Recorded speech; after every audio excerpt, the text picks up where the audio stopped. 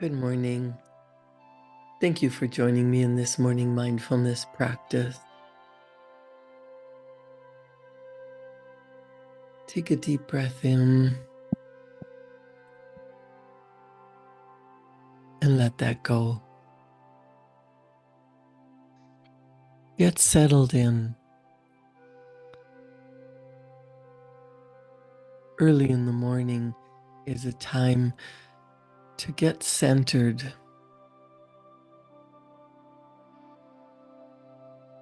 It's a good time to pray, to meditate, to be still and ask for guidance for the day. I used to do the opposite. I used to hit the snooze alarm and then panic and scramble out of bed and rush and try and get everything done and rush to work and rush to do things. But hurry is fear.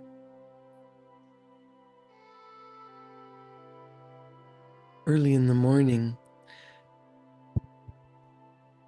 in the quiet, you can ask Spirit for guidance for the day. Whether you believe in God or you understand that there is something bigger, a higher power managing the whole universe, and you're just here for a blink in space and time. Why are you here? What is your purpose? It's to develop your talents, your God-given abilities. It is to decide what you want and help with the expansion of the world. Have you noticed how the world is so much different today than it was 2,000 years ago? The conveniences that we have, but the speed at which things are happening is incredible. The world, you are here in human form to help expand the world, to create a better life for yourself and for everyone around you.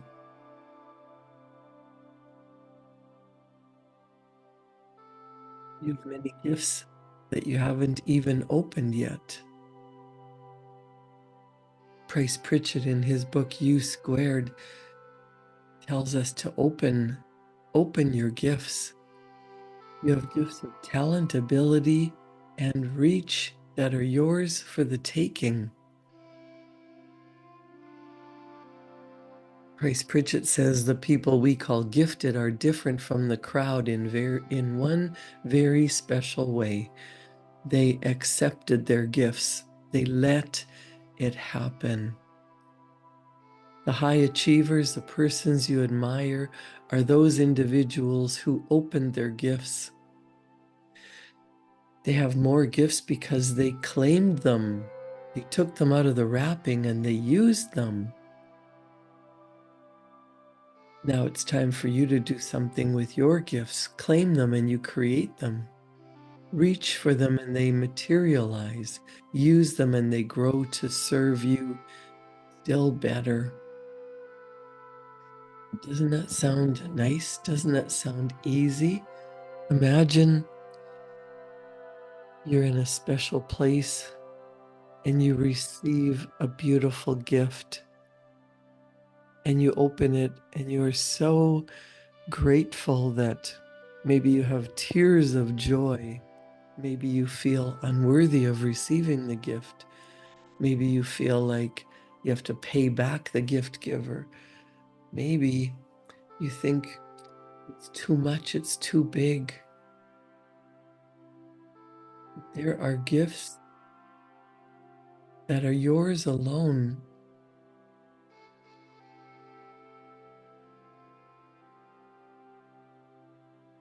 What particular skills have you developed over the years? The talents that you have exhibited,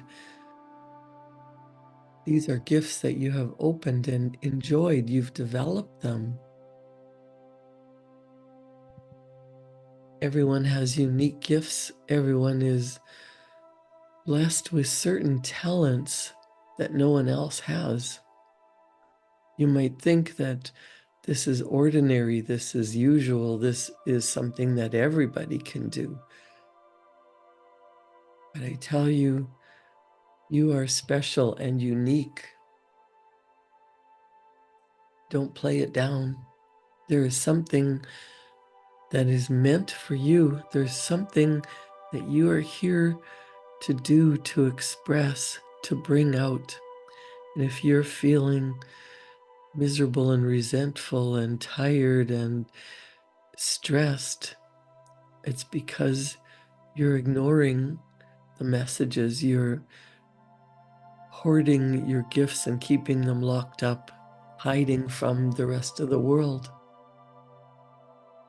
playing small.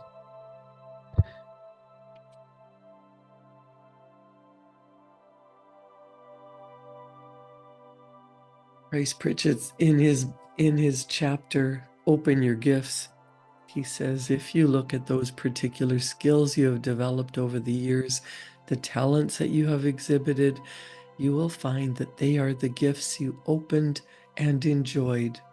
But how many others are there within your reach? For every gift you've opened over the years, there are hundreds that you have never unwrapped and taken out of the package.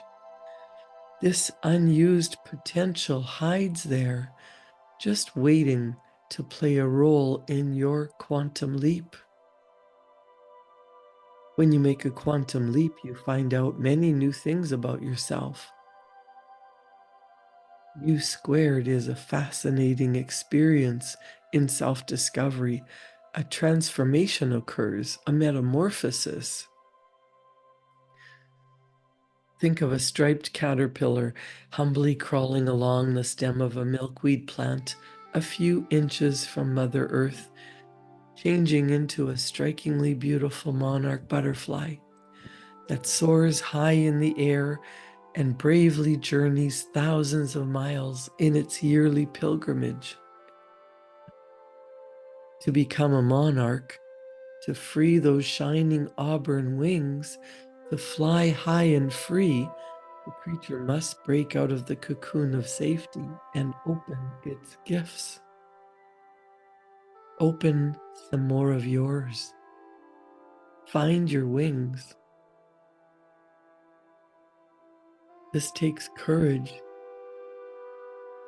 This takes a deep desire to overcome barriers, to do what you want to do, to be what you want to be, to acquire what you want to have. It takes opening your eyes to the beauty, to the abundance, to the infinite power. Infinite, what does that even mean? If you believe that there is an infinite universe,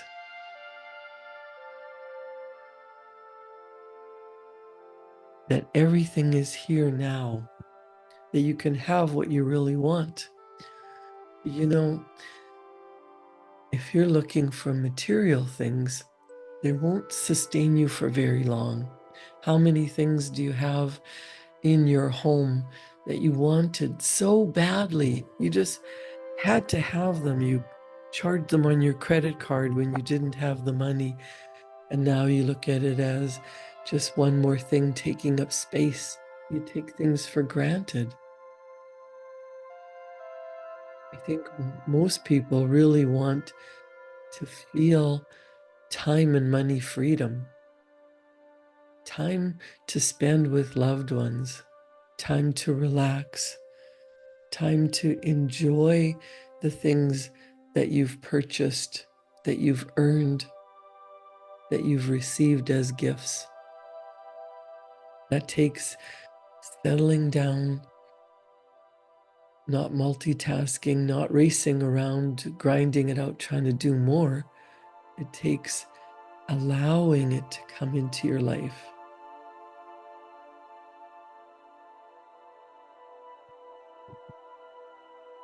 There is a power that is far greater than any condition or circumstance with which you can be confronted. You can do what you want to do and have what you want to have, but you have to start to direct your efforts and attention to getting better at what you already do well, using your talents, your gifts, your abilities, developing them, seeing yourself with what you desire, seeing yourself in the picture of your dream goal.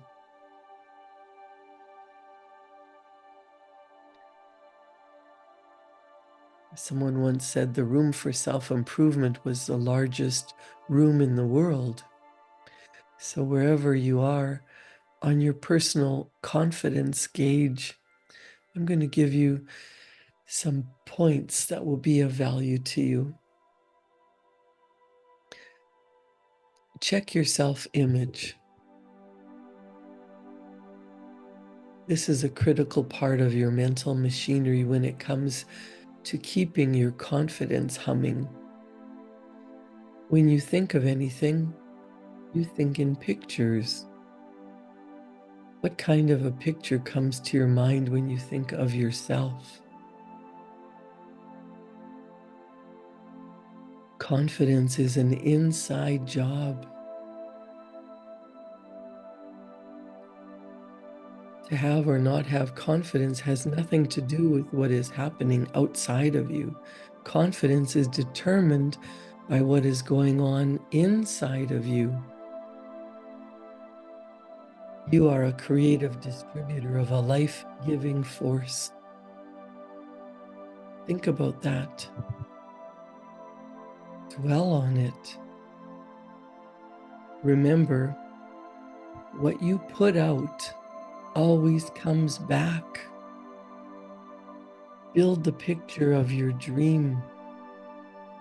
See yourself as a service-oriented, happy, healthy, prosperous individual. Understand it was your creative ability that enabled you to build the picture. When you think about how you want to be living, what you want to be, what you want to do, what you want to have, what you would love in your life, you built that picture in your mind, your marvelous mind. And that is the coming attractions for your life. Only you can see the picture. So don't bother trying to explain it to other people. They're just going to tell you you're crazy. They're going to talk you out of it. Then you're just going to run back to safety and say, oh, well, it was just an idea. It was just a fantasy. It was just a dream. But this is something that you desire. Your dream is spirit in an organized form, an organized, non-physical form. You built the picture. It is in your marvelous mind-body. Mind and body cannot be separated. Therefore, it must move into physical form with and through you. As long as you hold the image of your dream, the image will affect your movements. It will also dictate what is attracted into your life. But it's not enough to just see it, have a few glimpses, say, yeah, that would be nice. Someday I'll do that. You actually have to get into the spirit of it. You have to feel it. You have to become that person that has the goal. Realize that you can connect with the ever-present, all-knowing, all-powerful, life-giving force that we refer to as spirit.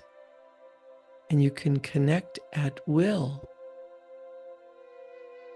Train yourself to see yourself as having such awesome powers. See the willingness of spirit working through you, with you, to you, and through you. The more you allow, the more you permit these ideas to move into the feeling side of your personality, the more confidence you will have. Your level of confidence is going to be in direct ratio to your awareness of your oneness with spirit, the ever-present, infinite, all-knowing, all-powerful, life-giving force. This takes calming your body and practicing.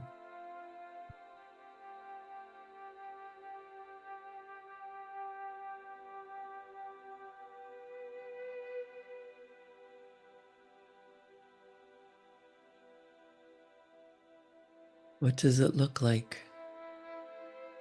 What does it feel like when you're there? You might say, I don't know what it feels like. Well, why do you want it? Because you believe in having it, you'll be happier, you'll be healthier, you'll be wealthier, you'll be living a prosperous, abundant life.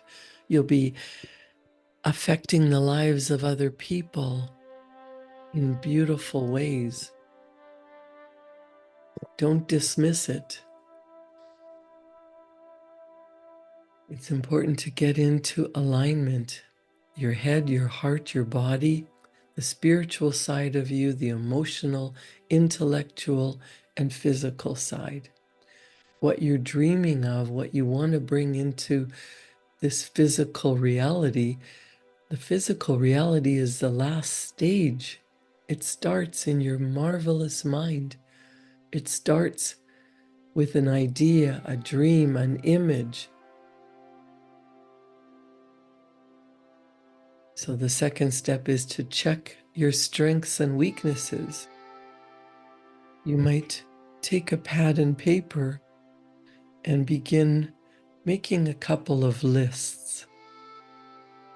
If you're honest with yourself, you'll find the weaknesses might outweigh the strengths. This might come as a surprise to you. I want you to forget about your weaknesses. Instead, just manage them and put your energy into developing your strengths, your talents. In other words, direct your efforts and attention to getting better at what you already do well. Keep getting better at it until you have mastered it.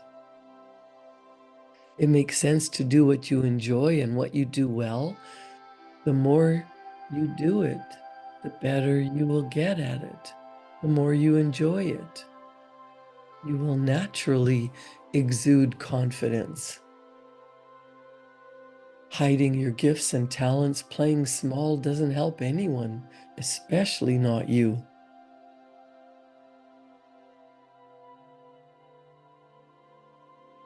What talents do you have? What strengths can you develop? As you gain confidence, you'll be able to say with conviction, I'm good and I know I'm good and I know why I'm good. That's confidence. That's not ego. If you didn't know why you were good, it would be conceit as opposed to confidence. We're not trying to be egotistical. We're not trying to be better than anyone else. We're just trying to become the best version of ourselves.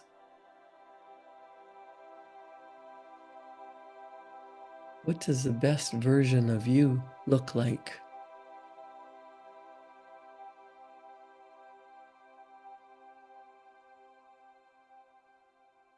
What would it feel like to be confident, to be healthy, to be abundantly blessed in relationships, in the talent that you have, that you're bold enough, strong enough, confident enough to bring into physical reality. There are laws of the universe, and they apply to everyone. When you act in accordance with the laws of the universe, whatever you desire appears in physical reality. That's part of the law. What you put out returns to you.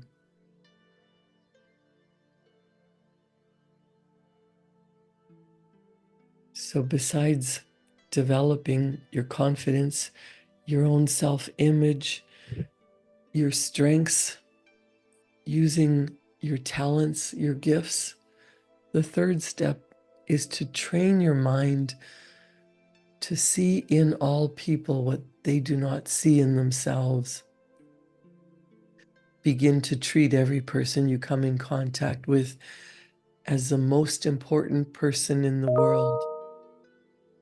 Look at them with a new awareness. See every person as an expression of spirit, which is always perfect. Spirit is always perfect. Refuse to permit another person to influence how you see and treat them. The other person's speech, actions, and results may clearly indicate that they do not like themselves.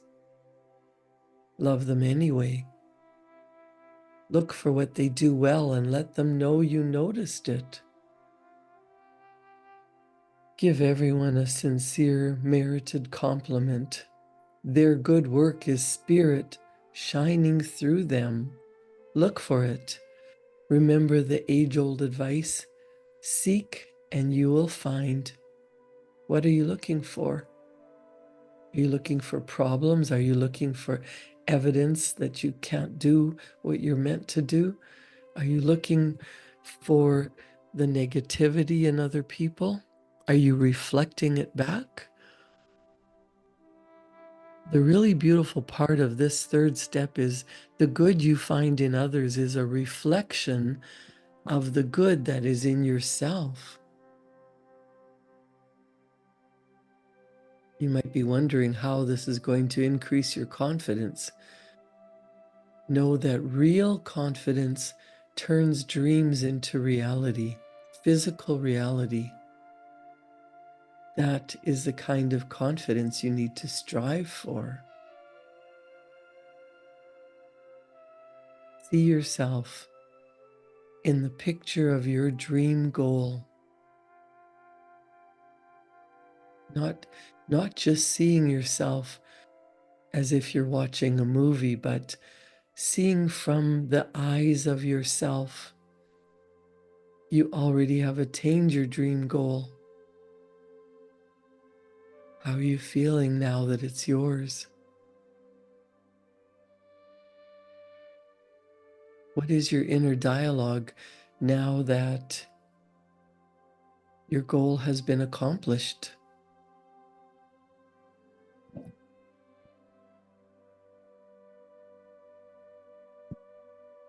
Your subconscious mind has been programmed with the lack and limitation and reality of your parents and grandparents and society. You want to change that. You want to get into the energetic flow of well-being. Start your day with a morning ritual. Visualize your goal, your dream, that impulse that is tugging at you, that's something you know you're meant to do. Get into the spirit of what it looks like, what it feels like, and write it down. I am so happy and grateful now that this is my life. This is my dream come true. This is how I want to be living. This is really what I want to do, despite what anyone else says, in spite of outside circumstances.